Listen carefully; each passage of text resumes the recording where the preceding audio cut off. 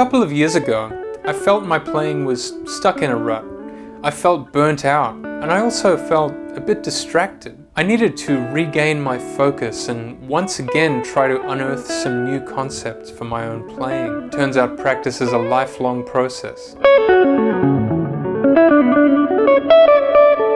I thought back to a previous time in my life when I'd been really productive in my practice and felt as though I was really getting far with my own playing. And I also happen to remember practicing through a certain type of amp when I was 18 and attending music college.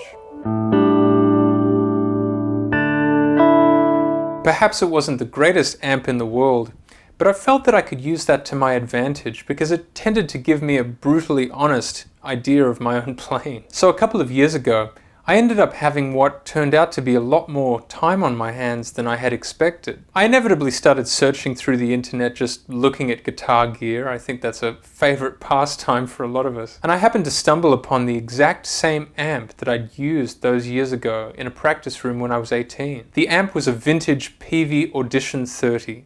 This one happened to be from 1987. It was selling for $50. Now at this point in the story, I think that some of you are going to be happy to be hearing this amp being mentioned. And I think a lot more of you are going to be raising an eyebrow as to why I bought an 80s Peavey amp. Well, you can certainly let me know down in the comments, but before we go any further, make sure to hit subscribe down below and click the bell for notifications so you don't miss any of my future videos. Also, make sure to join me on Patreon, where you'll gain access to my growing library of new mini lessons and transcriptions. And make sure to check out my music, online courses, and bundle packages at my website. So why did I pick up a $50 Peavey? I've been lucky to own some really nice amps over the years. I've also been really fortunate to play through a lot of vintage amps on recordings, as well as beautiful boutique handmade replicas of 50s Fender amps. I've even managed to play through a Dumble Overdrive Special once, and that experience alone is something that I could probably make a video about. I've also used great amp modeling equipment from companies like Line 6 and also IK Multimedia, and it's these fantastic technological advancements that have allowed me to easily record guitar here at home for almost all of the videos that you've heard here on my channel. For me, the main attraction to this 80s Peavey amp was actually how inherently limited it was. There's really not that much you can do with it other than to just plug in and play guitar.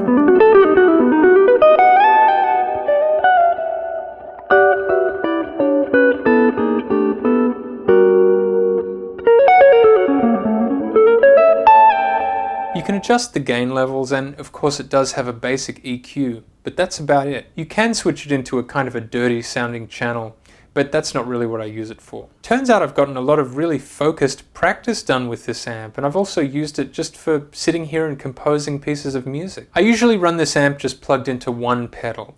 I have a Digitech Polara reverb, which recreates a series of Lexicon reverbs beautifully. I was actually on a recording session some years ago with a number of really well-known musicians. I was kind of the new guy at that point, and the producer came over and said, I really want you to use this vintage reverb unit, you know, plug into it, it'll sound great. It's exactly what we're looking for. Well, I plugged into it and it didn't sound so great. So I secretly pulled out the Polara reverb. I put it on a spring reverb setting and looked through the glass in the studio and said, oh yeah, sounds great. And no one was any the wiser. Anyway, I digress. Unfortunately, this pedal is no longer made. By the way, this is in no way an ad for Peavey or the Digitech reverb that I just showed you. I'm really more fascinated with the idea of paring everything down in this manner, just for the purpose of productive practice and also composing. I've found that it gave me a lot of peace over the last couple of years and really helped me out. We live in a world today where there's no shortage of great technology. And of course, in the best case scenario, we're all really lucky to be able to utilize this technology on a daily basis. With that in mind though, there has been something really magical about just sitting here in a silent room with a guitar being plugged directly into a very basic amp and just hearing the sound of the guitar reverberate throughout the room.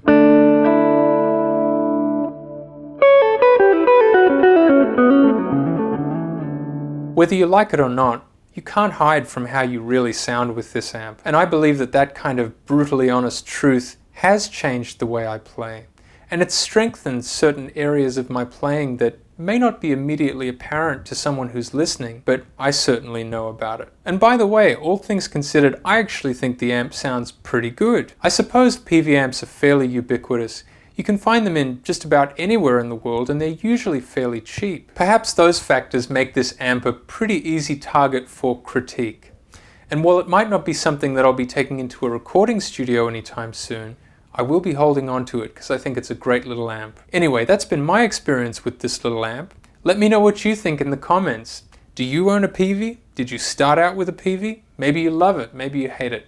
Drop a comment and let me know what you think. If you haven't already, make sure to hit subscribe down below, click the bell for notifications so you don't miss any of my new videos. Also, don't forget to join me on Patreon, where you'll gain access to my new mini lessons and transcriptions, and make sure to check out my music, online courses, and bundle packages at benyunson.com. I hope you enjoyed the discussion today.